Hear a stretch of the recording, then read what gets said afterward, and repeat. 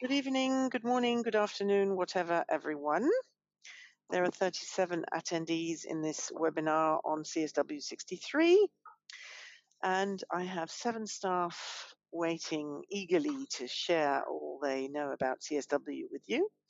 My name is Wanda Peters from the Netherlands, and I am the SI Public Relations Liaison, and have been asked to host this webinar. Enjoy the webinar, and I hope you learn a lot from it. Here comes Bev. Hello, everyone. Greetings, Soroptimist. This is Bev Bucher, the Soroptimist International Director of Advocacy. I would like to welcome you to the CSW63 webinar today. You will have the opportunity to hear from our wonderful team of 6 UN representatives based out of New York. This webinar will provide you with information concerning logistics, events, and how to get the most out of your time at CSW.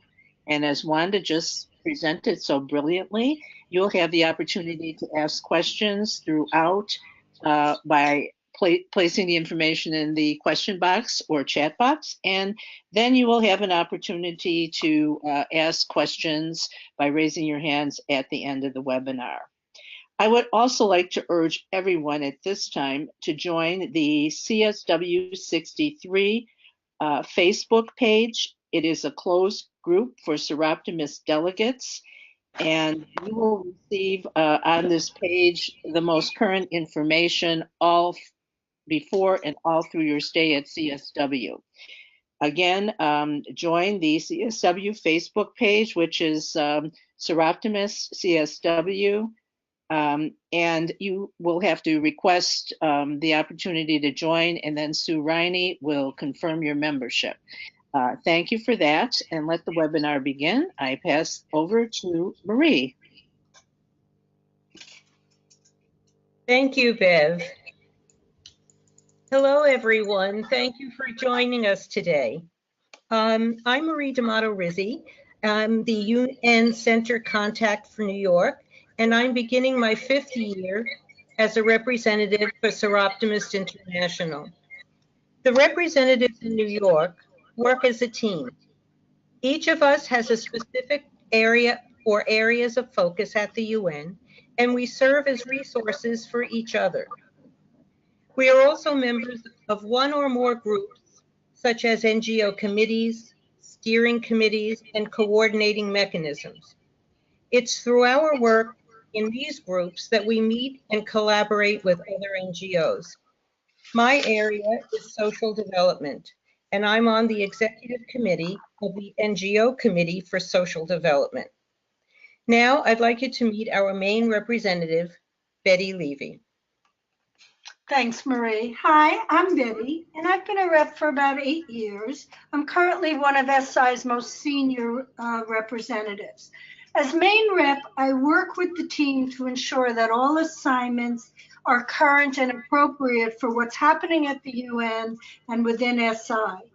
I represent SI or the UN reps at various meetings, and my specific assignment is to be involved with special projects such as UN 2020. I look into new committees that are being formed, such as the Working Group on Homelessness. I support our Sustainable Development Goals, SDG work, through both the Women's Major Group and the NGO Non-Governmental Organization Major Group, and as a member of the High Level Political Forum, or HLPF, coordinating mechanism. I serve as an advisor to the NGO Committee on Social Development, to the NGO CSW Advocacy Grant, to the NGO Committee on Mental Health, and the NGO Committee on Sustainable Development. And now I'd like to introduce Barbara Rothman. Hi, this is Barbara Rockman. At the UN, I work primarily on 2 issues, human trafficking and migration. Originally, I represented another NGO at the UN, and in that capacity, I became involved with the NGO Committee to Stop Trafficking in Persons and served on their executive committee. Then about 3 years ago, I became a UN rep for Soroptimist International. I continue to follow human trafficking issues, but during the last 2 years, I have worked extensively to ensure that the Global Compact for Safe, Orderly, and Regular Migration protected the human rights of those most vulnerable during migration, women and girls. My background in women's rights has been in leadership roles with the National Organization for Women and other women's organizations fighting for women's rights, primarily here in New York City and New York State, but also nationally and internationally. Now I'd like you to meet Vanessa.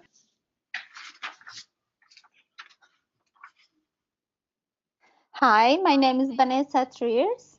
I have been a SI UN representative for about 2 years.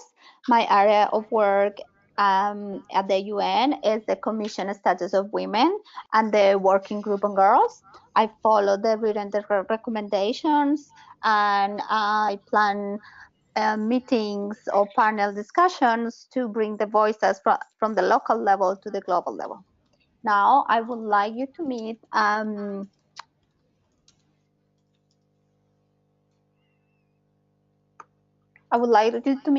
Frances.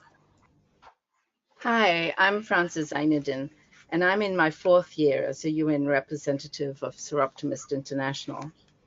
I'm mainly involved in issues concerning older women as part of my work related to the Sustainable Development Goals.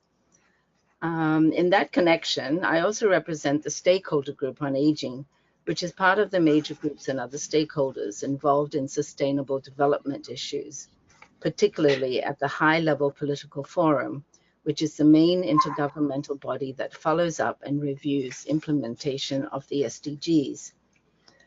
Because of my work connected to concerns of older persons, I'm also a member of the NGO Committee on Aging, whose current main goal is to support efforts aimed at elaborating an international instrument to protect the rights of older persons. Because I worked for the United Nations for many years before retirement and joining SI, I'm particularly interested in how decision-making at the global level can have a huge impact for action at the national level and vice versa. I look forward to seeing you all in New York. Thank you, Frances. So now that you know who we are, you might like to know why we are together today at this webinar. Since this will be your first time at CSW, we've put together some practical tips to help you navigate our city and the UN. Some go without saying, such as wear comfortable shoes, as you will be doing a lot of walking. Others are not so obvious if you don't live here. There will also be tips on how to be a better advocate and tips about mission visits. There will be thousands of delegates attending CSW, and it can get a bit overwhelming. And we will discuss the reasons to attend CSW63 and what to expect. Last but not least, we'll talk a bit about how the UN works and how you can bring what you learn back to your club.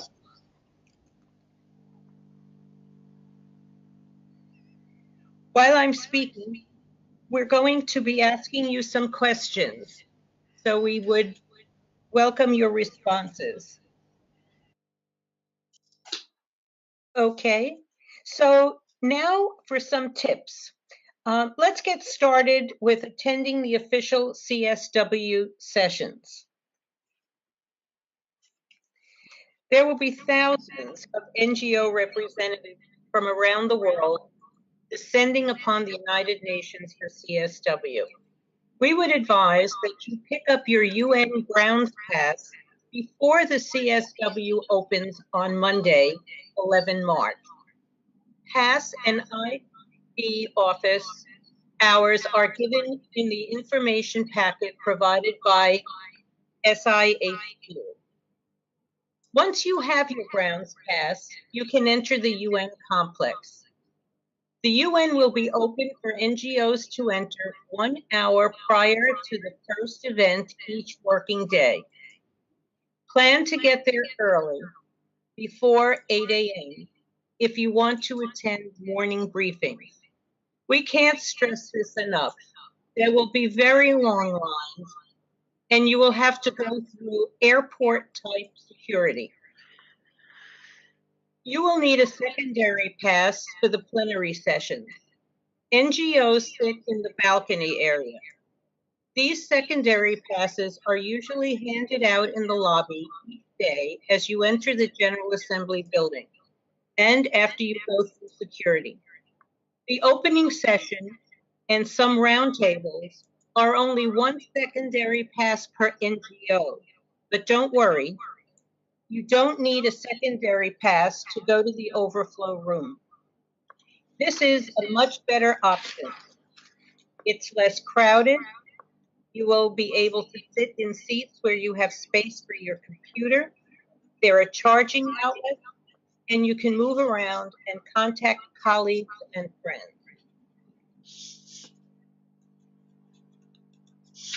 Practical tips number 2, how to stay informed on CSW Agreed Conclusions. So the Agreed Conclusions represent a set of concrete recommendations for governments, intergovernmental bodies, and other institutions, such as civil society actors and other relevant stakeholders. You should get a link on the chat box that will take you directly to the recommendations that CSW have had right now. The negotiations could be very intense as member states stake out their positions with respect to specific words or sentences that they can accept or they do not accept. Examples could be references to family diversity, LGTB, elder abuse, widow women, sexual reproductive health and rights, and so on. The recommendations, though not legally binding, will provide the basis for formulating legislations, policies, and programs by governments, UN organizations, and civil societies. The CSW recommendations can be used by NGOs to advocate for their activities at the local and at the global level. Can be used to hold countries accountable on what their member states had agreed during the negotiations or the official meetings. Slide 8. Barbara, are you ready to go? Practical tips number 3. The side events in the UN are usually organized by member states or other UN entities in collaboration with NGOs, non-governmental organizations.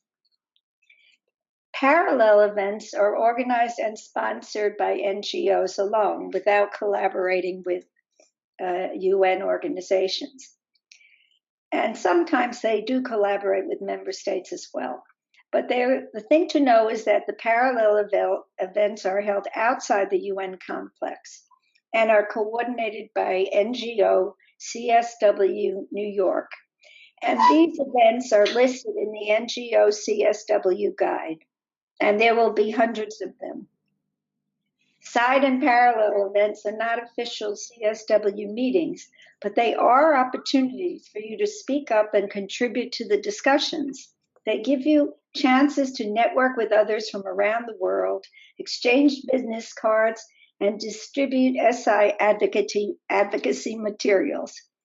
Side events don't have a direct impact on the outcomes of the Commission on the Status of Women, but they definitely provide an opportunity for sharing experiences and best practices and learning about the challenges faced and solutions reached by many civil society organizations.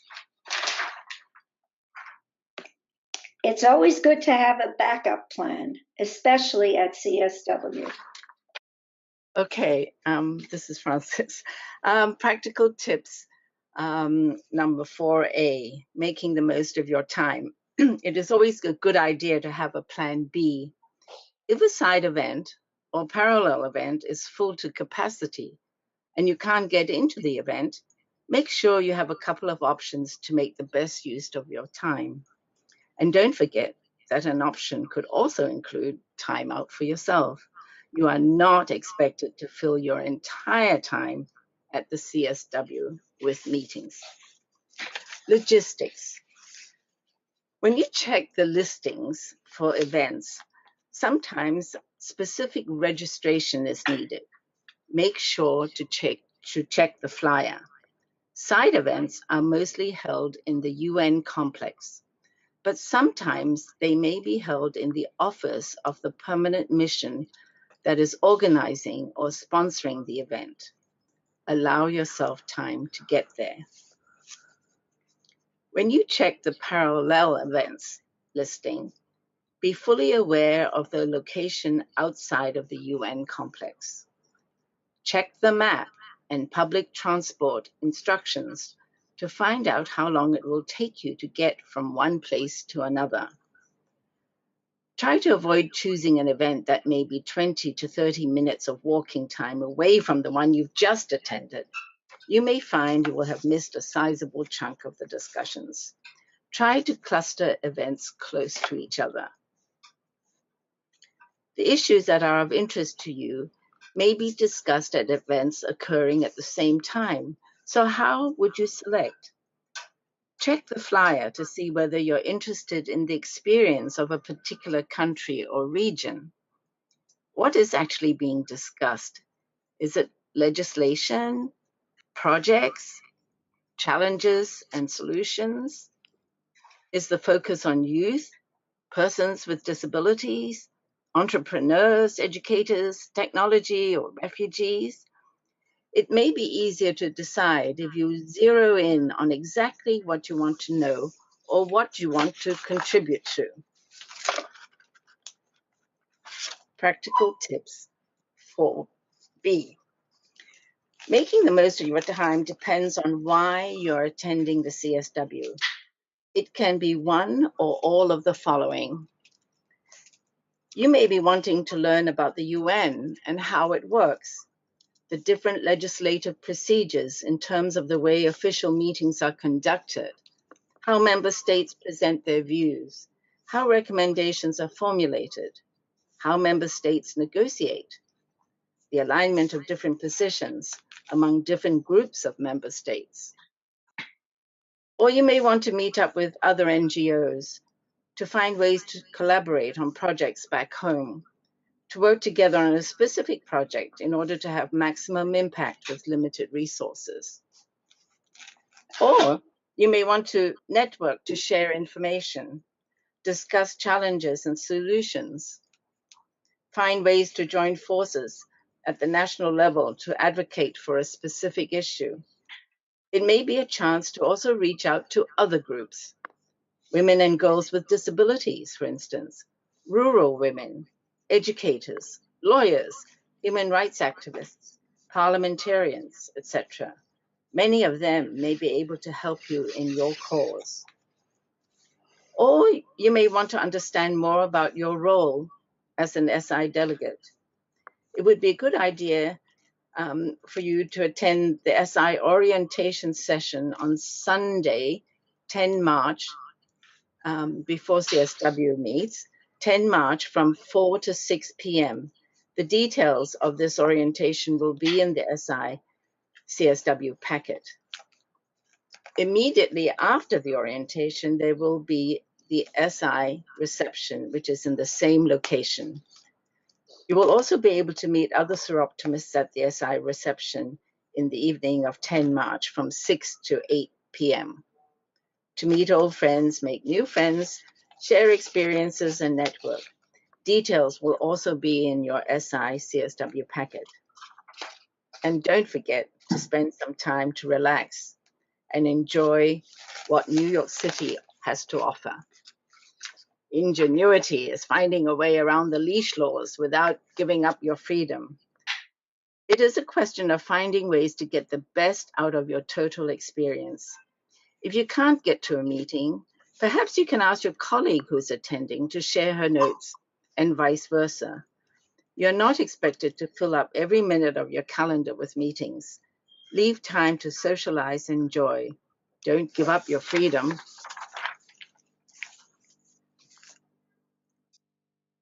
Here's some Simple and practical tips that can work for you. We all agree that the best way to get cash is to use ATMs.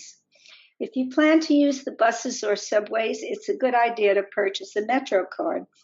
You can get one at any subway station, and the same card works for both subways and buses. And as always, it's a good idea to keep checking the maps to see the locations of the various events outside the complex and the maps for inside the complex too. Now, here is some information for you about where these outside parallel events will be held, and a nice map to show you where they are. So what I'd like to suggest is, you see that there are 5 venues in all. Now, there are 2 venues that are right near the UN, and you can walk to them. And those would be the Church Center on the southwest corner of East 44th Street and First Avenue. That's just 1 block down and across First Avenue from where you enter and exit the UN. And the second nearby venue is the Ford Foundation, which is between First and Second Avenues on East 43rd Street. You can't really walk through from First Avenue to 43rd Street, so you'd have to walk to 44th, get to Second Avenue, then swing back around onto 43rd Street. And once you get there, you won't miss the building. It's really beautiful. The Armenian Center is the furthest away, and you can take a bus. It's probably best because the walk would take about 20 to 30 minutes. So if you go to Second Avenue, 1 block up from the UN, you can take the M15 bus downtown to East 34th Street. And you can return by the same bus going up First Avenue. So you walk back to First and take the bus right back up. The 4th venue is 4 West 43rd Street. That's between 5th and 6th Avenues. And there you can take the crosstown bus at 42nd Street and First Avenue. And you will notice that there is a sheltered bus stop there. So when you take that bus, you get off at 5th Avenue. There are 6 stops in all, and 5th Avenue is the one right after Madison Avenue.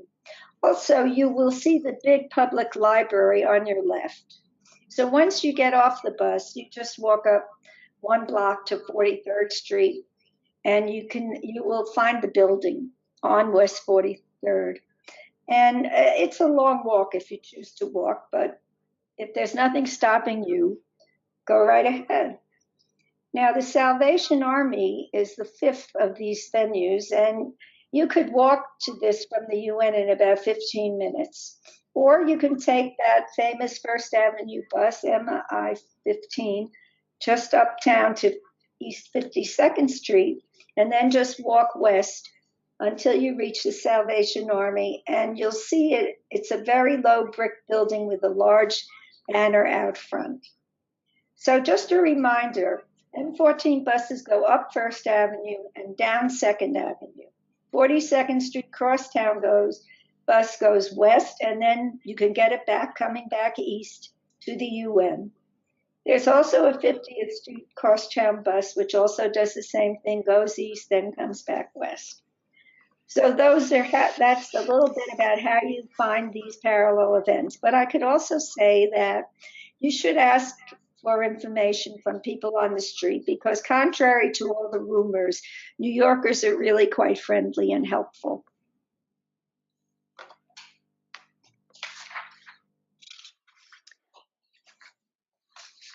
Practical tips regarding to lunch and coffee breaks.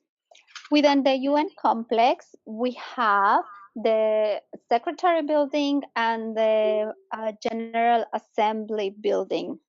Now, in the Secretary Building, we have on the 4th floor the main cafeteria. They sell buffet-style lunch. And on the 1st floor, we have another small coffee shop. Now, on the General Assembly Building, we have on the basement the Vienna Cafe, which is close to conference rooms 4, 5, 6, 7, and 8. On the area where we can find the tourist center, and also we have a library there, there is another small coffee shop. You can also find coffee shops and restaurants on 2nd Avenue and 3rd Avenue. You should estimate time to go through security if you go out and in of the UN complex. Be aware that if you're going for lunch during lunch breaks, during the meetings, places could be very busy. You could bring your lunch and snacks into the UN complex, but no liquids will be allowed, and you cannot eat or drink during the meetings inside the conference rooms.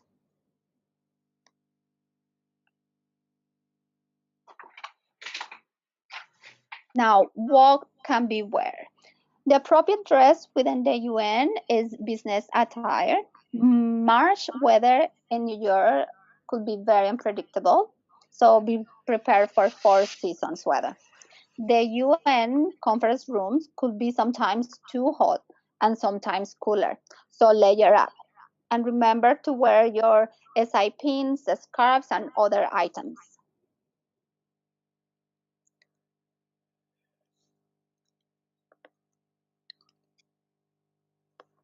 Okay, surround yourself with those on the same mission as you. This looks a little bit intimidating, but we have all heard of strength in numbers. So find out who has the same mission as you and find ways to collaborate, coordinate, and to strategize to reach your goal. Are you interested in education issues or healthcare issues, changing legislation or policy, ending discrimination and violence? So meet people, talk to people, and collect business cards and connect. Get together to achieve success. It may not happen while you're in New York, but it may happen when you go home. Practical tips number 8. UN documents usually address issues at the global level. Be familiar with them, with all the issues that will be discussed at the official meetings. You will find them listed on the agenda and the program of work. What are the current trends, the situation around the world? Does your work meet international standards? There is a lot of UNEs, or agreed language, at the UN, and of course a ton of acronyms. Listen to what is being negotiated and be familiar so that you know what is being referred to. It's a good idea if you can find out what your government's position is on the issues that are going to be discussed. If you think it can be improved or should be changed, check with other NGOs also working to improve or change the same situation in their countries. Networking should result in better collaboration and coordination with other NGOs. Form alliances beyond your immediate circle so that you can be more effective at the national level. Reach out, for instance, to members of the major groups and other stakeholders. Trade unions, for example, if you're concerned about employment of women, human rights activists, environment activists, academia, indigenous groups, etc. Get support from them for your cause and also show support for them too. Just as member states have to negotiate and compromise, NGOs need to compromise too. Some NGOs are extremely experienced in government negotiations and know when to step back and not insist. Watch and learn. Sometimes insistence on a particular word can be counterproductive. We must learn not to jeopardize the whole package by refusing to accept a word or by insisting on a different approach. Pick your battles. Some things are better left alone. In other words, You might have to lose a couple of battles to win the war. The perfect cannot be the enemy of the good. Compromise does not necessarily mean giving up. It just means finding a way that all sides to the debate can live with. And remember that achieving results is not always attributable to any one organization. It is always a collaborative effort. Sorry, this is Barbara again. I'm going to talk to you about mission visits. Well, this slide will show you all these routine things you need to know. But let me talk a little bit about how SI usually works when they do mission visits. You'll find often that SI delegations from member states will set up the meetings or just drop by at their country's UN mission. Sometimes individuals or very small groups will do this. And if you are planning to set up a visit, then you might want to arrange for an appointment in advance. And it would also be good to ask how much time you will be given so that you can plan what items you will have time to cover in the meeting. There's a UN Blue Book with information about all the UN missions and staff members, phone numbers, and so forth, but it might be faster just to check your mission on Google. Some missions get daily briefings during CSW. You could call your mission to ask if they are doing any briefings for CSW attendees. But when you do go on a visit and you call, you should state the purpose of your visit. In other words, a courtesy visit because you're here to attend CSW, and that you want to talk about CSW and SI's positions and key asks, and indicate you want support from the member state. It is never a good idea to get into any kind of argument with the mission people. They are diplomats, and we should be too. Try to keep the discussion polite and friendly. If you have to, you can say that SI has a different position and explain that position, but in a pleasant way. Most important is to get the mission's views on what is happening at CSW, whether they think the agreed conclusions will be adopted, and whether their member states support the conclusions, and of course to indicate SI's position. Ask if they have any advice or other comments they wish to give on how a good outcome can be achieved. Try to get some names for you to contact when you go back home. Leave SI material, exchange business cards, and hopefully you will have a successful visit. CSW can be confusing at times. You will find it rewarding if you can stop someone else who needs help, share what you know, or collaborate to find a solution. Okay, now takeaways from CSW. What we will be taking away from CSW? Well, increased knowledge about the functioning of the CSW, which is only one among hundreds of intergovernmental bodies at the United Nations at various duty stations around the world. No one part is greater than the whole. You will take away an international agreement on gender equality and the empowerment of women and girls. Other information on work being done around the world to improve the lives of women and girls. Collaboration opportunities with other NGOs that you might meet during meetings and various events. And last but not least, recognition by member states and other NGOs of the work of Soroptimist. Now, post CSW, working with SI UN representatives. Your UN reps at the different UN centers are there to help on global issues that have implications for actions at the national level. The UN reps, if they are aware of your concerns at the local level, may be able to provide you with information and recommendations that have been agreed upon at the global level on previous forums or HLPF, or the Commission on Social Development, and so on. Information that you can take to your government's authorities to demand action and hold them accountable. And if you have something that you feel requires greater attention at the global level, let us know so we can raise such issues at meetings that we attend. It might be that many other NGOs have the same concerns, or that many governments also have the same concerns and need grassroots support to promote a change. Partnerships among ourselves need to be strengthened so that we can all make a difference, not only at the local level, one project at a time, but also at the community level, national and global levels. Partnerships among ourselves also serve to learn from each other and to be better understand what works and what doesn't work. A lot of our success, whether at the national, regional, or global level, depends on the sharing of information. What we all need to know if order for us to implement SI's vision and mission effectively. Please let us know what would you like to hear from us and how we can support you. So as you can see, it's important that we work together.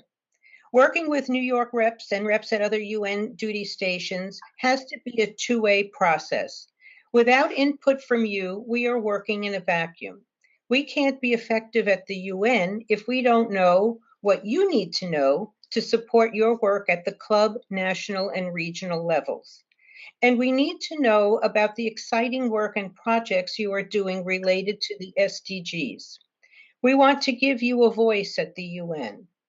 Just 2 weeks ago at the Commission for Social Development, President-elect Sharon Fisher was able to give an oral intervention during a panel discussion on the empowerment of people affected by natural disasters to reduce inequality. Sharon had been in Japan and knew about the efforts of our SI clubs right after the tsunami. Since these clubs were local, they were the first to respond, well before the large organizations. They also understood the real needs of the population, and they also understood that in addition to the immediate needs, there would be long-term needs. So they mounted a major fundraising campaign and raised funds for scholarships for young girls left as orphans as a result of the tsunami. We want to be able to share best practices with the member states with the goal of impacting policy decisions. Without a partnership, the effectiveness of Soroptimist International is diminished. There is strength in our numbers. So, how can you get involved and stay connected? Familiarize yourself with local, national, and regional policies and programs, with conferences and expert groups that may have an impact on your work in your community. Join networks connected with the work of the United Nations. Make your concerns and needs known. Learn about the 5 UN regional commissions. There are commissions in Europe, Asia and the Pacific, Latin America, Africa, and Western Asia. Among other things, these regional commissions promote the regional implementation of internationally agreed development goals. Become an advocate. Do you belong to a professional organization, a teachers association, the legal profession, women's group, business group? Begin to educate them about the SDGs and how they can take action to have an impact. I think in a moment you'll be seeing a link to some of the references I'm going to make, so look for it in your chat box.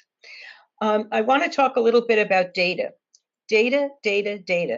Disaggregated data is critical to focus attention on issues. Data collection at the UN is a cumbersome process and lags behind by several years. Gather data from grassroots organizations in your area. Did you know that the UN didn't collect data on women who were beyond 49, because that was beyond the childbearing years, until women's movements insisted on a life course approach? The internet and Google are your new BFFs. Sources such as the Sustainable Development Knowledge Platform put information at your fingertips. You can find information on the SDGs, the High-Level Political Forum, and specific goals all in one place. Keep abreast to what's happening with Beijing Plus 25 on UN Women's website and on the NGO CSW Committee website. The UN publishes the UN Journal, listing the events coming up the next day, and indicates which of those will be webcast. You can sign up to receive the journal by email, and if there's something you're interested in following, you can view it on your computer. If the time difference makes this impractical, no problem. Everything that is webcast is archived and can be viewed at a later time or date that is convenient for you. Last but not least, keep in touch with all the UN reps. Check the SI website, and please look for our blogs. Okay, before we start questions and give some answers, I wanted to just give you some updated information because we just got the compilation text this morning. And for many of you who, and since I think Juan just said it was about 50% were first timers, you heard throughout our presentations, we kept talking about agreed conclusions.